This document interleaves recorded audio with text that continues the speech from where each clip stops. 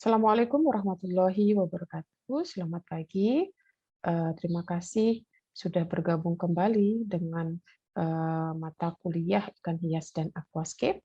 Pada hari ini kita akan melanjutkan topik perkuliahan tentang sistem induk, di mana minggu lalu kita sudah belajar tentang eh, bagaimana menentukan spesies yang kita akan budidayakan berdasarkan analisis SWOT, kemudian pengetahuan terkait dengan anatomi dan fisiologi untuk ikan yang kita akan budidayakan, kemudian bagaimana kualitas air ya, dan pergantian dari tank yang kita akan gunakan selama proses budidaya ikan hias.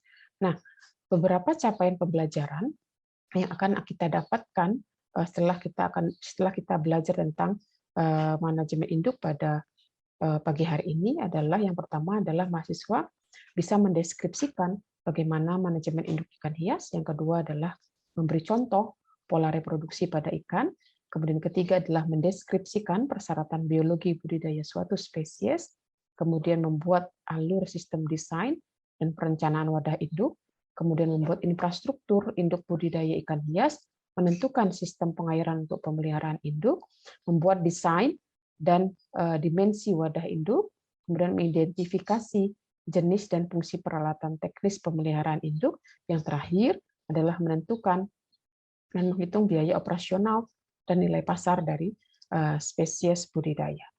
Nah, topik yang kita akan bahas adalah yang pertama adalah manajemen induk dan reproduksi, kemudian sistem perencanaan dan desain, kemudian adalah bagaimana kebutuhan biologi dari spesies yang akan kita budidayakan, kemudian infrastruktur dari induk, kemudian sistem pengoperasian air ya, jadi pengaliran air, kemudian bagaimana desain dari tank induk atau dan dimensinya, kemudian beberapa peralatan teknisnya, kemudian berapa biaya operasionalnya, dan beberapa nilai pasar gitu ya, nilai pasar yang berhubungan dengan spesies yang dibudidayakan. Baik, kita akan coba mulai. Yang pertama adalah terkait dengan pemilihan ya, pemilihan dan kondisi lingkungan yang terkait dengan apa istilahnya ikan yang akan kita budidayakan. Jadi yang perlu dipastikan adalah lingkungan dan ikan yang akan kita budidayakan itu betul-betul cocok ya. Jadi ikan yang kita budidayakan itu bisa hidup di tempat yang kita sediakan atau kita pelihara. Nah, bagaimana untuk merencanakannya, mendesain dan mengoperasikan ya, dari sistem dan infrastruktur untuk induk ya, untuk manajemen induk dan reproduksi ini terkait juga bagaimana kebutuhan biologi dari ikan hias yang kita dari ikan ya, ikan hias yang kita akan budidayakan, kemudian bagaimana infrastruktur induknya dan juga biaya operasionalnya. Nah, sebagai pengetahuan umum bahwa konsep dasar yang dibutuhkan dalam apa istilahnya budidaya ikan hias ini juga bervariasi ya, bergantung dari spesies yang kita akan budidayakan. Jadi bergantung dari kebutuhan biologi dari ikan yang kita akan budidayakan. Nah, yang perlu dipastikan adalah setiap breeder atau producer ikan hias itu tahu secara biologi apa yang dibutuhkan dari ikan yang dibudidayakan, sehingga tidak hanya untuk adaptasi, tapi bisa dikembangkan. Ya. Nah, broodstock manajemen atau manajemen induk ya dan reproduksi ini salah satu peluang ya bagaimana pekerjaan pembudidaya ini untuk bisa membudidayakan ikan ya. Jadi bisa memelihara atau memproduksi ikan ya sepanjang ikan itu hidup ya. Jadi kita menyediakan benih gitu ya untuk diteruskan untuk tahap kegiatan budidaya selanjutnya. Nah, beberapa yang perlu diketahui adalah kita harus menyadari bahwa setiap organisme atau ikan yang akan kita budidayakan ini punya apa istilahnya reproduksi yang berbeda-beda ya, karena kita akan memijahkan ya. Maka yang harus diperhatikan adalah ini. bagaimana kontrol dari reproduksi terutama untuk ikan hias laut gitu ya. Itu dalam tahapan budidaya ya. Nah, ini memegang kunci ya, akan memegang kunci supaya kita tahu siklusnya gitu ya. Bagaimana ketika ikan ini dalam kondisi budidaya ya. Jadi kemungkinan untuk bisa artinya memperbaiki tidak hanya dari teknik produksinya ya, tapi juga bisa memilih gitu ya, terbaik breedernya itu atau selective breeding ya, atau teknik pemijahan itu yang baik menggunakan teknik yang mana. Ya, tentu ini sangat bergantung dari kemampuan para breedernya.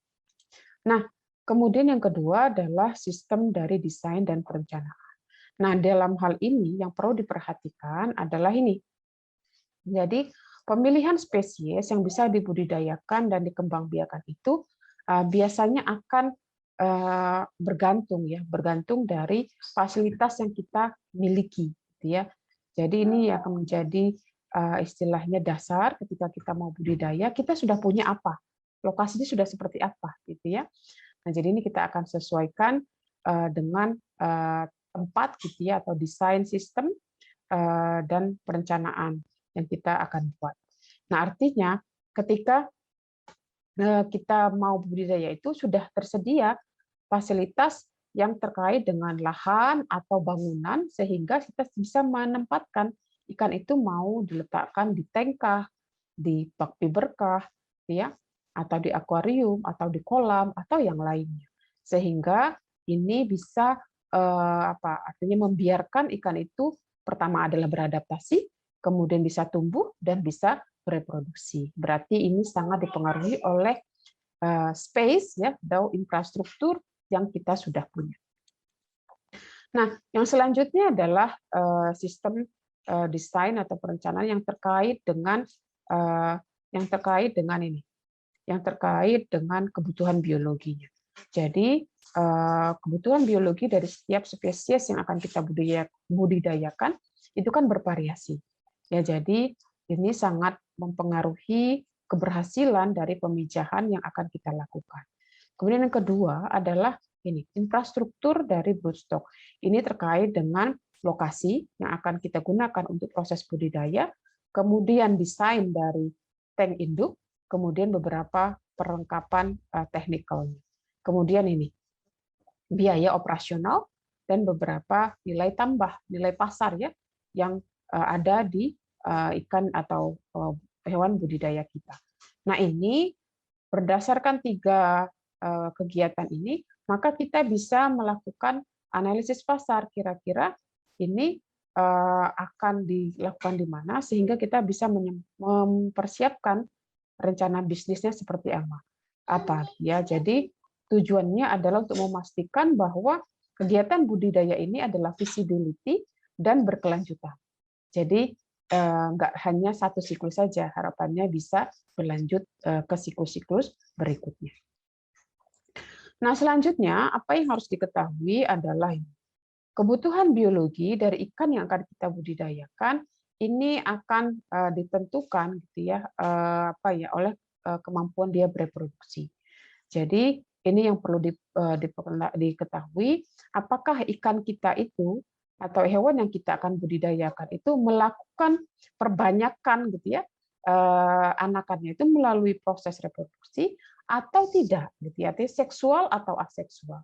Jadi misalnya kalau dia koral gitu ya atau anemon, zoanthi itu kan enggak kawin dia tapi aseksual. Artinya tahapan-tahapan itu yang harus kita pertimbangkan. Tapi kalau yang dia reproduksi gitu yang breeder perlu tahu adalah bagaimana ya, apakah dia gonokoris, hermaprodit atau yang lainnya. Nah, ini yang perlu kita dalami pada hari ini. Nah, jadi ada 3 model proses reproduksi ya. Kita awali dengan diferensiasinya. Jadi biasanya pada ikan itu ada yang namanya gonokoris ya. Yang kedua ada yang namanya ikan itu bereproduksi hermaprodit. Ada juga yang dia uniseksual. Nah, bagaimana kalau yang gonokoris? Gonokoris pun dibedakan menjadi 3. Yang pertama adalah kaitannya gonokoris yang dia berdiferensiasi. Maksudnya apa? Jadi ketika gonokoris itu berdiferensiasi, maka dari awal itu sudah ketahuan bahwa ketika dia jantan, maka jantan pada saat muda, gitu ya, maka pada saat dewasa pun jantan. Ya, begitu juga yang betina. Ketika dia mudanya betina, maka dewasanya pun betina. Nah, yang kedua adalah undifferentiated gonocoris, ya.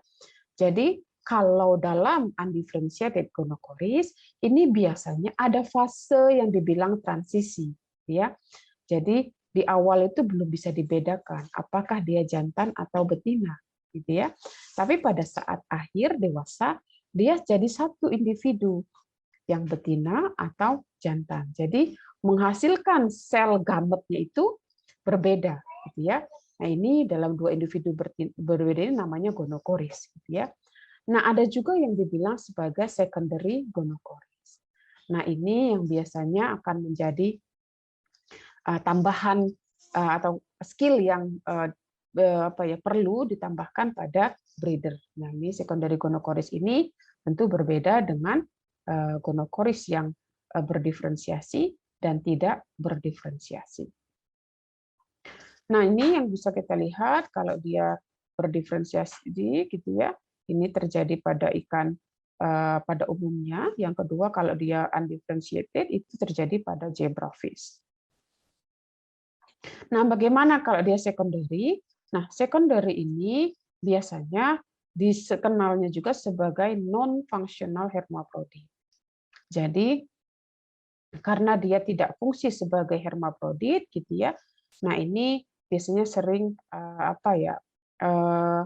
rancu, gitu ya. Apa sih bedanya secondary gonocoris sama true hermaprodit? Ya, maka biasanya yang bisa membedakannya ini adalah ini. Jadi kalau ikan itu hanya maturnya sebagai jantan atau betina, gitu ya, maka ini menjadi penetapan, gitu ya, penetapan bahwa dia hanya bisa dilihat sebagai jantan atau betina fungsional. Ya, misalnya ini pada ikan grouper, gitu ya, kemudian pada ikan basslet atau pada iil.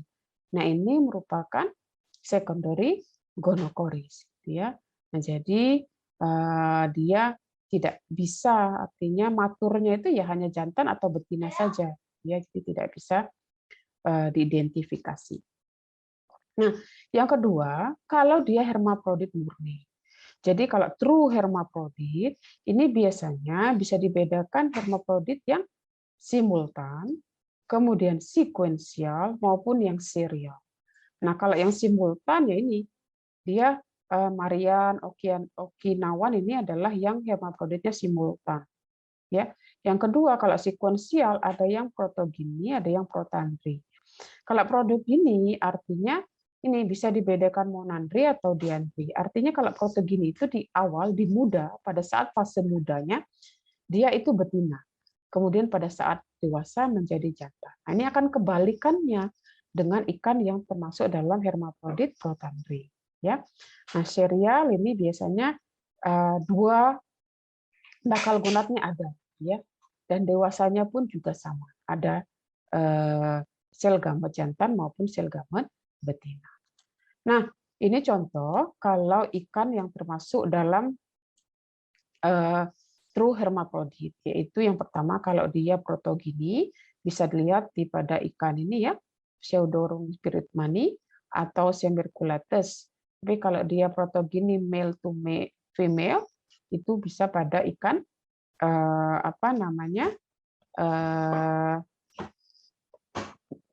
clownfish ya, pada ikan clownfish. Nah, kemudian apalagi yang perlu diperhatikan adalah kalau ikan-ikan ini adalah uniseksual. Nah, jadi kalau ikan-ikan yang uniseksual ini maksudnya adalah ikan-ikan yang memang dihasilkannya dari kita merekayasa, ya. Jadi melakukan teknik pengontrolan, ya, pada genetiknya, ya, sehingga kita melakukan campur tangan untuk memproduksi ikan ini, ya. Nah, ini biasanya kita sebut sebagai hibridogenesis, ya, maupun ginogenesis. Jadi kalau yang ginogenesis ini artinya telur yang kita radiasi, gitu ya. Maaf, maksudnya adalah sperma yang kita radiasi, sehingga dari jantan itu tidak ada apa istilahnya, tidak ada sumbangsih ya kromosom dari jantan, semuanya dari betina, dan kebanyakan dihasilkannya adalah betina. Ya, nah ini sifatnya adalah ini autopolyploidi atau aloploidi. Nah ini sudah berhasil diterapkan pada ikan Persian carp atau goldfish ya. Kemudian ada juga yang Squilius alburnoides. Nah, selanjutnya apa lagi yang bisa kita pelajari? Ini kaitannya dengan proses apa ya? Dengan proses yang dibilangnya kaitannya dengan tingkah laku pemijahan. Nah, ini yang perlu Anda ketahui pada saat kita membudidayakan, yang perlu membedakan jantan betina. Ya, ini penting sekali untuk ikan ya, untuk para pembenih ikan. Jadi biasanya kalau jantan dan betina, kalau ikan hias itu betul-betul bisa dibedakan ya. Misalnya dengan warna terang ya, ini akan menjadi individu yang berjenis kelamin jantan. Kalau yang betina relatif tidak terang ya. Atau di jantan punya tambahan alat gonopodium ya. Ini juga biasanya menjadi penciri bahwa ikan ini jantan ya. Atau apalagi yang mungkin itu ada bulatan hitam gitu ya. Ini juga menjadi tanda kalau ikan ini jantan atau betina. Nah, dari penjelasan sebelumnya, ini menjadi PR, menjadi apa istilahnya tantangan. Bagaimana kalau menentukan ikan itu sudah matang gonat ketika ikan itu sudah dijual, ya ada di toko ikan, ya. Nah ini akan menjadi pengetahuan tersendiri bagaimana untuk membedakannya. Yang pertama adalah Anda bisa lihat dari aspek warna ya, warna ikan ini terkait dengan musim pemijahan ya, karena biasanya akan berbeda sekali antara ikan yang siap untuk memijah sama yang belum. Yang kedua adalah ini, biasanya untuk ikan-ikan yang dia apa istilahnya kawinnya itu dengan cara apa istilahnya menaburkan telurnya gitu ya, maka ini biasanya akan terlihat hitam gitu ya. Jadi ada tanda di genital pore-nya itu apa istilahnya spot hitam gitu, yang menandakan bahwa dia memang siap untuk memijah gitu ya. Atau ditandai juga dengan bentuk perutnya yang gendut gitu ya, yang besar. Nah, ini sebagai tanda bahwa telurnya itu sudah siap ya.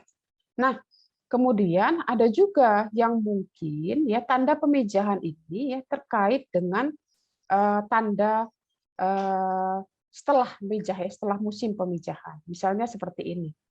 Jadi ekspor ini ya, ini akan muncul pada daerah sirip anal ya. Daerah sirip anal, daerah jantan ya.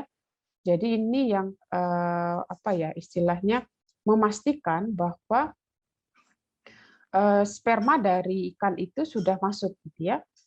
Jadi bahwa sudah terjadi fertilisasi ya. Jadi ini bukti atau tanda ya, tanda proses pemijahan itu akan terjadi ya.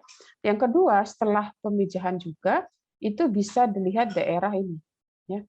Daerah ekspor ya, itu biasanya ditemui di ikan lab pirir ya, itu bisa dilihat seperti ini.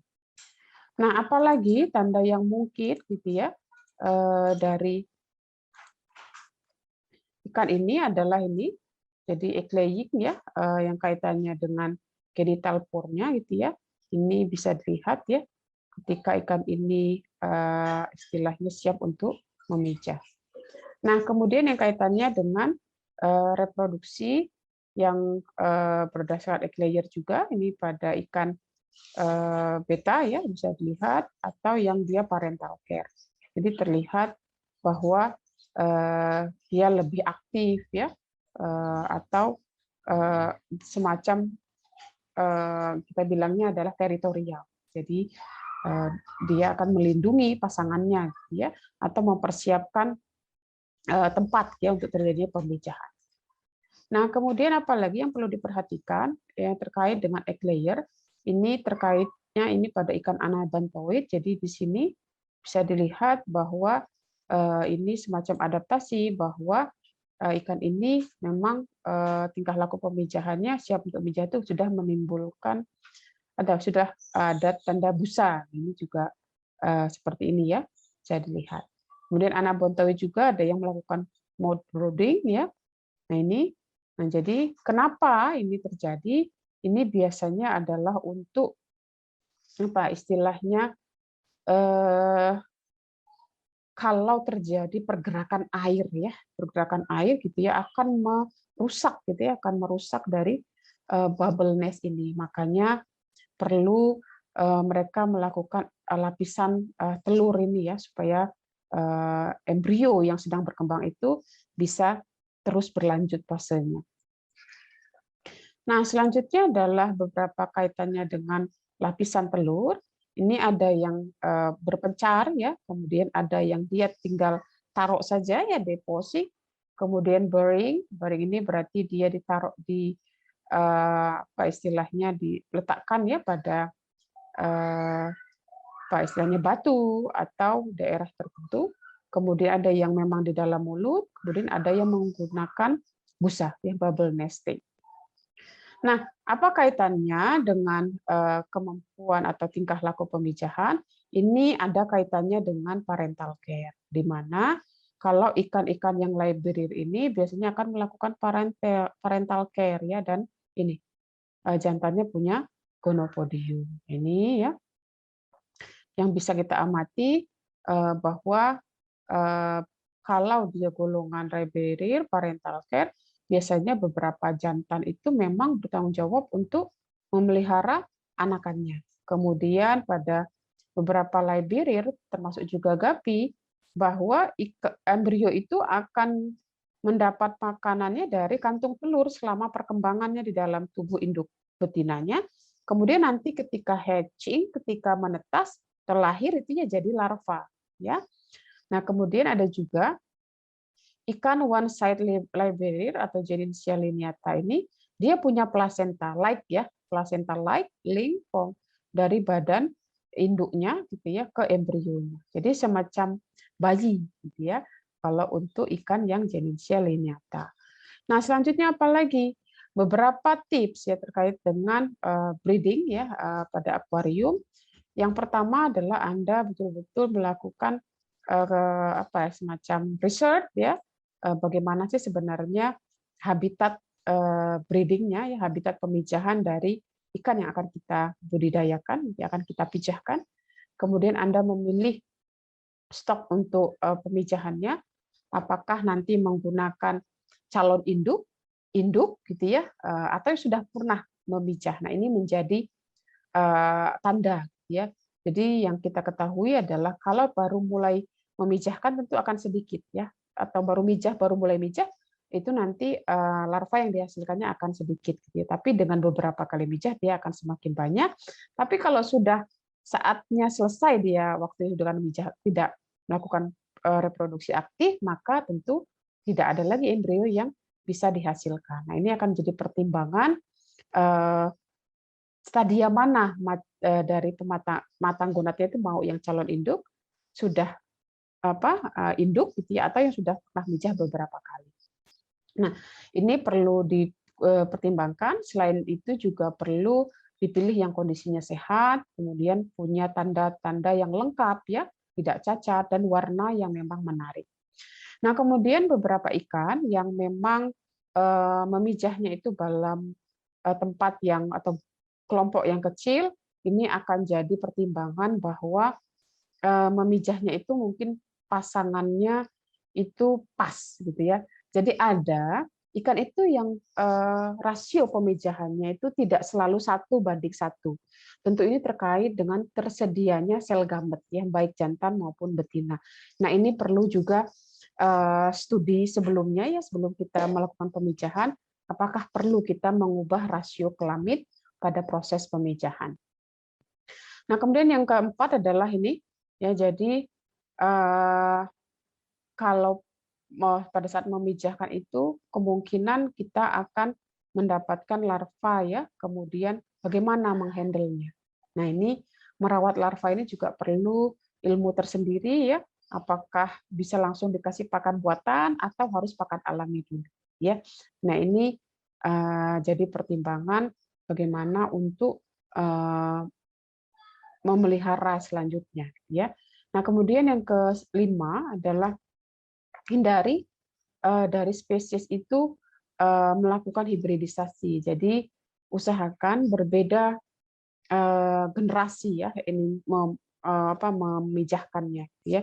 Jadi jangan yang dia sama-sama generasi ya, karena nanti terjadi inbreeding. Nah, ini kalau dalam genetika, inbreeding ini akan menurunkan ya genetik ya, keragaman genetiknya itu menurun. Jadi dia semakin apa ya istilahnya, kalau dalam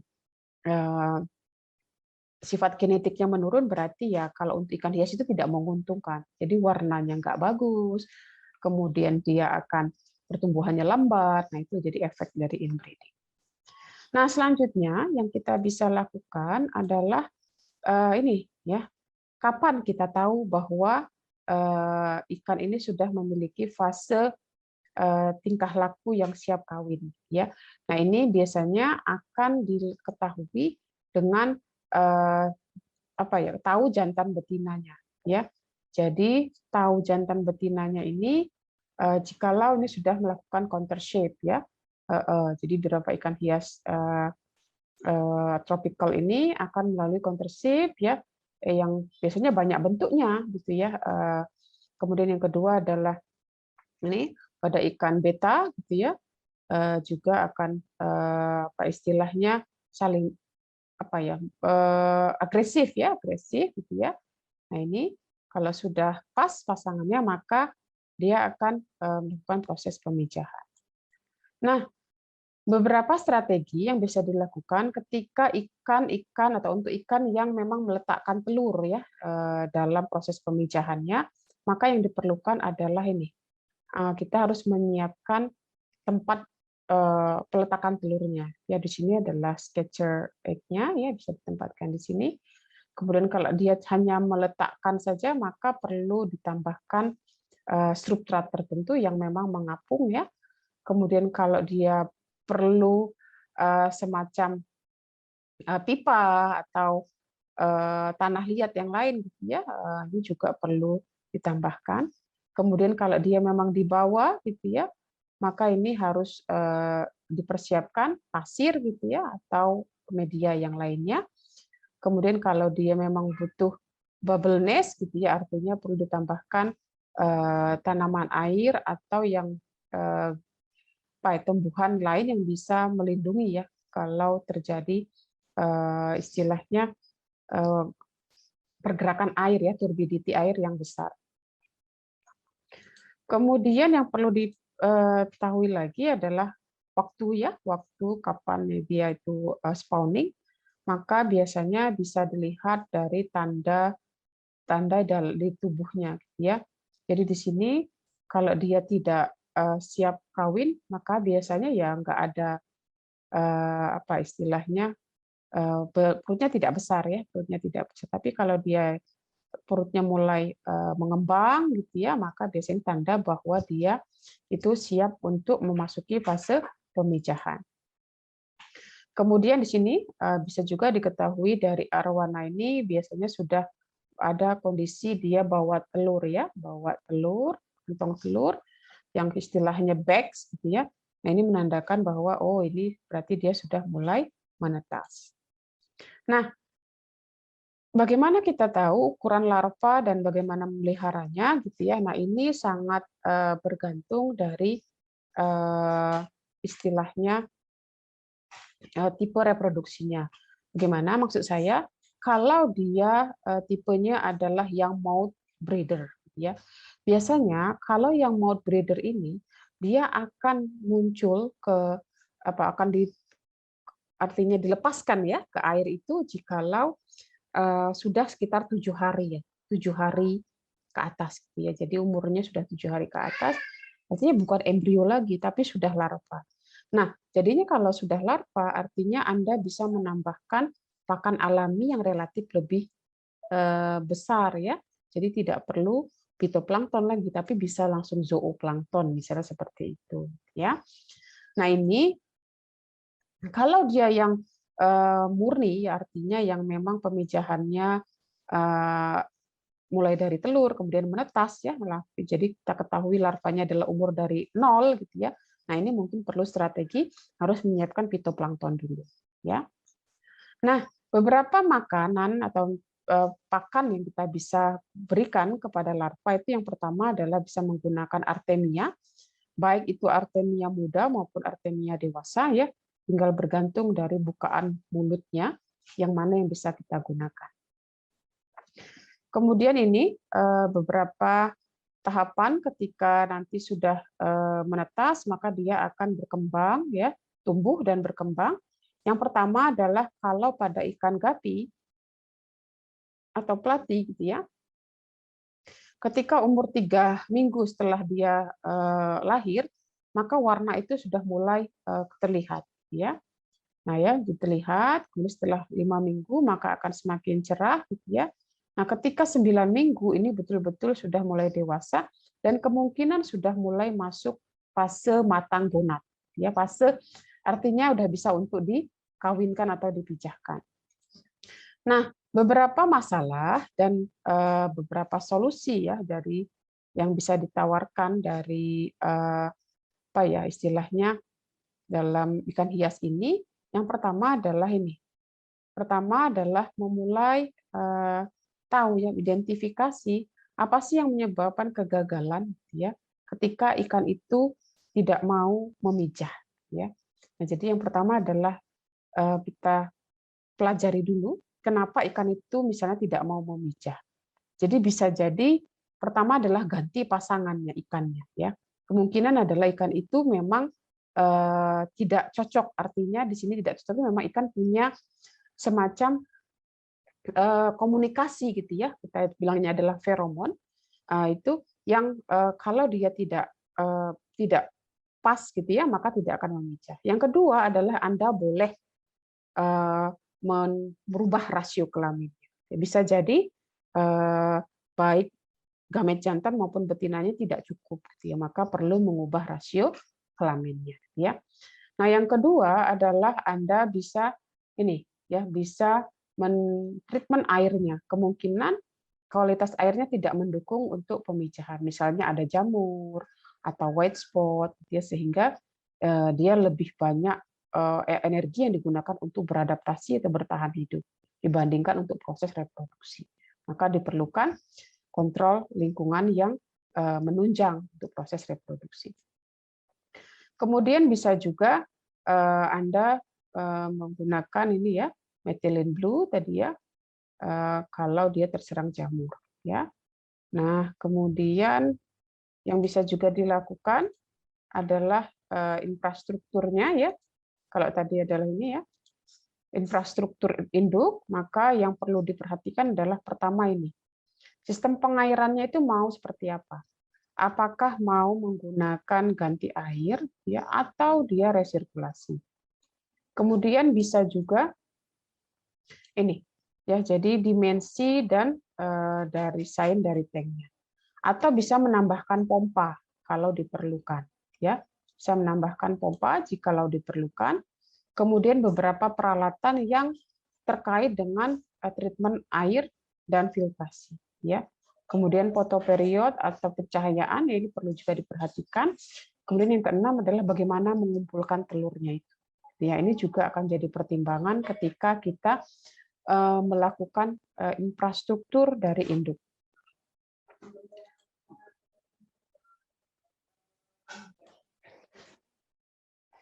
Baik, selanjutnya adalah terkait dengan sistem pengairan yang akan kita gunakan. Jadi pemilihan dari sistem pengairan yang kita akan gunakan ini bergantung dari fasilitas yang kita miliki. Nah, ini artinya terkait dengan lokasi yang kita akan gunakan, jadi dekat dengan sumber air atau tidak. Nah, jadi ini akan memungkinkan kita untuk menyediakan fasilitas aquaculture terkait dengan apakah kualitas airnya itu akan bagus atau tidak. Yang pertama adalah kalau dia sistemnya adalah yang flow-through ya. Flow-through ini kenapa jadi bisa dilakukan? Yang pertama adalah bisa Anda lihat di sini, di mana di dalam sistem flow-through ini ada istilahnya tempat untuk melakukan proses filtrasi gitu ya, mulai dari biofilter, kemudian nanti akan membuang karbon dioksidanya gitu ya, akan menambahkan ini desinfeksi atau mekanik filter gitu ya. Nah, ini juga akan melakukan kontrol oksigen juga gitu ya. Nah, baru nanti ini yang akan masuk ke dalam tangki budidaya ya. Nah, yang kedua adalah kalau dia sistemnya adalah dengan menggunakan ini ya rejim yang operasional gitu ya. Nah, jadi di sini lihat di sini bahwa air ini ya air akan masuk ke dalam biofilter ya, kemudian oksigenasi, resirkulasi, balik lagi. Nah, jadi ini terus bolak-balik bolak-balik. Kalau yang tadi flow through itu dibuang ya, dibuang ininya. Kalau ini terus gitu ya sampai dengan batas tertentu sehingga yang perlu diperhatikan adalah filtrasi. Nah, apa yang menjadi pertimbangan ketika kita membuat apa ya istilahnya desain dari tank broodstock ini dan dimensinya adalah terkait dengan bagaimana desain, ukuran dan volume yang berkaitan dengan ikan yang akan kita budidayakan. Ini sangat bergantung ya dari aktivitas fisiologinya gitu ya maupun dari proses maksud saya proses fisiologinya, kemudian proses maturasi, matangan gonat, perkawinan gitu ya sampai dia matang gonat yang saya kawin sampai dia pemijahan ya.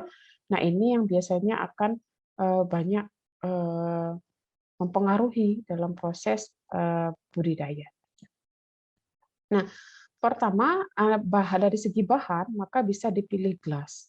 Kalau bahannya adalah gelas gitu ya, maka ini biasanya kalau dari segi materi gitu ya, dia mahal ini ya. Sorry, tidak terlalu mahal maksudnya ya, tapi dia bisa diamati ya dari sisi manapun ya. Jadi dia punya kekuatan yang bervariasi ya, ukurannya ada yang 1 inci, 2 inci sampai belasan inci ya. Nah, ini akan sangat bergantung apa istilahnya dari kemampuan dari pembudidaya mau pakai yang ukuran berapa. Kemudian yang menjadi pembatasnya adalah ini, karena dia gelas gitu ya, maka dia terbatas gitu ya untuk bentuknya. Jadi kemungkinan adalah bentuknya adalah persegi saja atau persegi panjang gitu ya. Kalau silindrik itu relatif dia susah untuk dibuat ya. Nah, selanjutnya adalah terkait dengan bahan yang akrilik.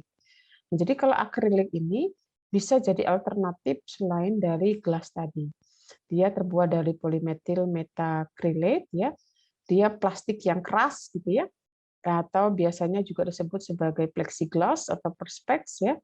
Nah, akrilik ini biasanya relatif lebih ringan. Kalau gelas tadi berat gitu ya. Kalau akrilik relatif lebih ringan ya.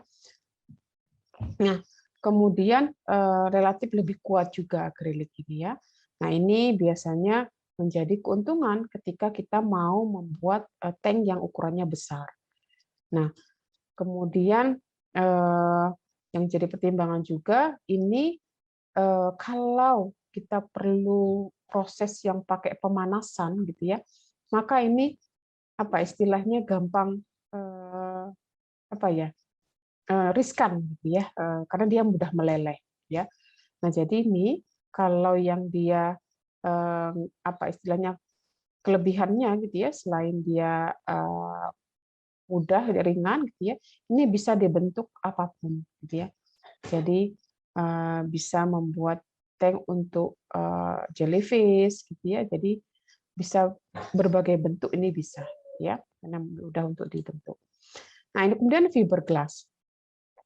Fiberglass di sini adalah relatif dia apa ya, berat ya, extremely strong gitu ya. Kemudian tahan ya terhadap korosi ya. Jadi kalau yang fiberglass ini dia biasanya desainnya bisa bervariasi gitu ya. Cuma yang menjadi tidak untungnya gitu ya, tidak untungnya adalah ikan ini hanya bisa dilihat dari atas atau dari samping gitu ya, karena dia relatif ya itu tadi terbatas dia kalau dibuat dalam semua sisi ya. Nah, kemudian bisa juga menggunakan semacam ember ya, ember yang 3 liter ya.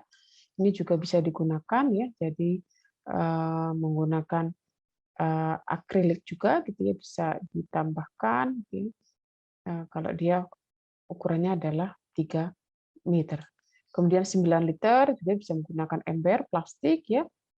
Ini jadi memungkinkan untuk bisa melakukan pertukaran air. Nah, kemudian 5 liter ya, ini juga bisa menambahkan istilahnya menggabungkan antara glass, fiberglass atau akrilik. Jadi bisa dikombin. Dan juga kalau dia silinder ya, filling, silinder conical, ini tank bisa juga digunakan ya untuk larva ikan hias. Nah, beberapa yang pertimbangan lain yang digunakan untuk istilahnya menampung telur ya. Nah, jadi ini memang perlu ada penampung telur atau pengumpul telur ya. Ini bisa letaknya di atas sini ya. Jadi telur itu nanti akan dibawa dari bawah kemudian dimasukkan sini. Jadi akan masuk ke sini sebagai tempat pengumpulan dari telur ya. Nah, karena sifat dari telur ini adalah mengapung ya, maka ini perlu tempat ya untuk istilahnya menampungnya ya, supaya dalam satu kesatuan. Nah, kemudian yang perlu dipertimbangkan juga kalau misalnya kita menyiapkan sistem maturasi ya untuk induk yang krustasea, maka bisa dilihat di sini biasanya kalau untuk krustasea dibuat samping ya, istilahnya bersebelahan ya, sehingga memungkinkan dia untuk istilahnya ya tadi feromonnya bisa menular ya.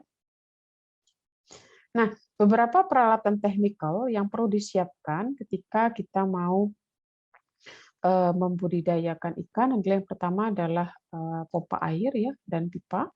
Yang kedua adalah filtrasi air dan treatmentnya. Kemudian adalah artificial illumination jika diperlukan. Kemudian kontrol suhu dan kualitas air ya, kimia air ya. Kimia air ini terkait dengan kualitas air. Nah, yang selanjutnya adalah ini pertimbangan dari biaya operasional dan nilai pasarnya dari ikan yang kita akan budidayakan. Yang pertama adalah pastikan ini bahwa ada istilahnya biaya tetapnya ya. Jadi seperti tempat ya, kemudian fasilitas yang kita gunakan, kemudian beberapa ya hal-hal yang sifatnya adalah modal ya. Yang kedua adalah equipment. Equipment ini bisa jadi adalah peralatan laboratorium ya. Kemudian beberapa peralatan kantor atau peralatan yang terkait dengan pemeliharaan ya. Kemudian hatchery ya, hatchery atau beberapa peralatan emergensi dan feeding system pemberian makan. Ini juga perlu istilahnya pengkhususan budgetnya. Nah, yang terakhir adalah kaitannya dengan biaya variabel. Ini yang biasanya dikeluarkan selama proses produksi ya. Jadi ini yang perlu dipertimbangkan ketika kita melakukan usaha budidaya ikan hias. Nah, sebagai kesimpulan kuliah kita pada siang hari ini, sebagai kesimpulan pada kuliah kita hari ini adalah yang pertama adalah ketika kita memelihara induk, ya, itu maka harus dalam kondisi yang excellent. Artinya, ikan itu tidak hanya lingkungannya tidak hanya cukup untuk tumbuh, tapi dia bisa untuk proses reproduksi, ya. Jadi betul-betul excellent kok lingkungannya. Karena ini akan jadi faktor apakah ikan itu mau mijah atau tidak. Yang kedua adalah ini, perlu merencanakan ya sistem yang betul-betul bagus gitu ya, baik untuk perencanaan tempat, kemudian infrastrukturnya yang terkait dengan manajemen induk atau reproduksi, dan mungkin juga bisa jadi nih aspek-aspek yang terkait dengan biologi dan ekologi dari ikan yang kita akan budidayakan, ya. Kemudian yang terakhir adalah ini, penting juga untuk melakukan perencanaan ya pada infrastruktur atau seleksi dari peralatan tekniknya gitu ya, sistem desainnya gitu ya, sehingga bisa memperkirakan durasinya kapan harus ganti, kemudian reliability-nya material atau peralatan ya, sehingga kita bisa memperkirakan kira-kira biaya yang tetap gitu ya, kemudian biaya yang dia variabel itu berapa ya. Jadi nanti bisa menghitung berapa sih sebenarnya biaya atau kita bilangnya adalah untungnya berapa gitu ya. Atau untuk memproduksi satu ekor ikan itu berapa biayanya. Itu yang perlu didetailkan lagi ya. Nah, itu saja bahan kuliah untuk pagi hari ini ya. Terima kasih atas perhatiannya. Demikianlah kuliah manajemen induk pada hari ini. Sampai ketemu di pertemuan selanjutnya. Saya akhiri. Assalamualaikum warahmatullahi wabarakatuh. Selamat pagi.